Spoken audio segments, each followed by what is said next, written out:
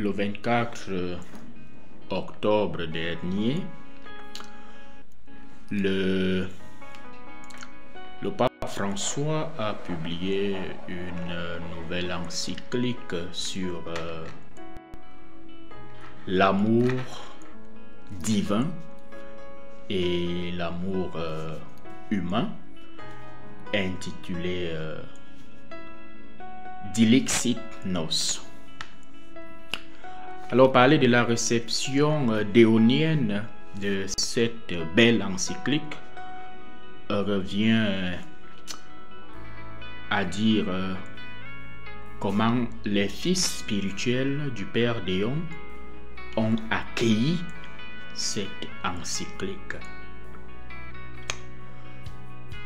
À mon sens, j'ai trouvé personnellement l'accueil mitigé dans la mesure où nous avons vu constater tout de suite une grande euphorie. Et je me rappelle 2 semaines après la publication de l'encyclique, nous avons eu une rencontre au lieu de naissance du Père Déon à la Capelle, et tu pouvais entendre ici et là, le pape a cité le Père Déon. Le pape a cité le Père Déon dans l'encyclique. Et moi personnellement, je voudrais tout d'abord m'inscrire en faux cela, et que le pape a cité le Père Déon. Je n'ai rien contre le fait de citer le Père Déon ou pas, mais je voudrais éviter ici une lecture aussi sensuelle, passionnelle, je dirais même émotionnelle de cette encyclique-là. Le pape, à mon sens, ne cite pas le Père Déon, mais le pape il reconnaît les mérites de Sainte Gertrude et de Sainte Mechtilde comme étant des modèles d'intimité au Sacré-Cœur. Et pour garder une certaine honnêteté intellectuelle et scientifique, le pape reconnaît en la note de bas de page 99 que Léon Déon en a fait mention de ces 2 femmes-là dans le directoire spirituel des prêtres du Sacré-Cœur, celui précisément de 1936. Oui. Cet équivoque ayant été levé, moi,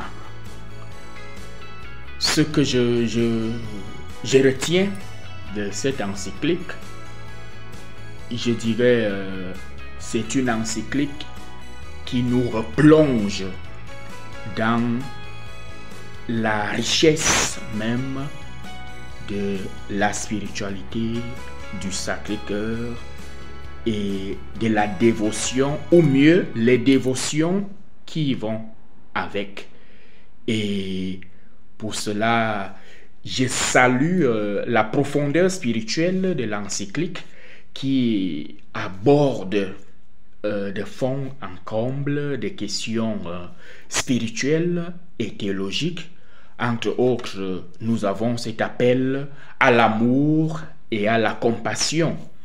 Le pape met l'accent sur l'amour humain et divin du cœur de Jésus-Christ et nous rappelle l'importance de la compassion et de la tendresse dans la foi chrétienne.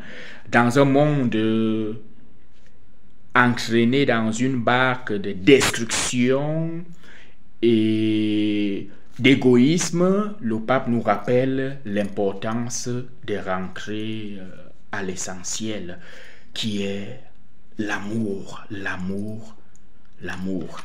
Et je vois en cette encyclique l'expression même de la consolation de Dieu, que nous ne trouvons que notre consolation dans le Sacré-Cœur de Jésus. C'est l'origine et la source de la prêtre vraie du Sacré-Cœur, consolation. fils spirituel de Léon Jean Déon, nous devrions donc voir en cette encyclique une continuité d'abord même des encycliques précédentes. Je nomme ici Laudato Si et Fratelli Tutti.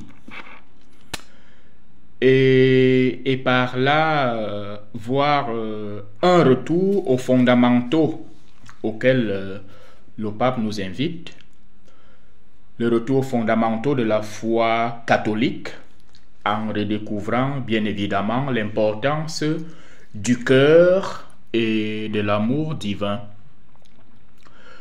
Le retour aux fondamentaux et la continuité aussi en ceci que au XXIe siècle, le pape François voudrait nous rappeler encore l'importance de la dévotion au Sacré-Cœur qui déjà dans le passé avait été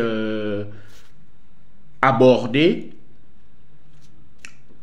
respectivement par le pape Léon XIII en 1899 dans son encyclique Annum Sacrum, qui était consacrée à la consécration du genre humain au Sacré-Cœur de Jésus. Et plus tard, en 1928, on a eu Miserentissimus Redemptor de Pie XI en 1928 sur la réparation du Sacré-Cœur et Hauritis Aquas de Pie XII en 1956 sur le culte du Sacré-Cœur. Donc, Dilexit Nos est donc la 4e encyclique qui a une exclusivité sur le Sacré-Cœur de Jésus.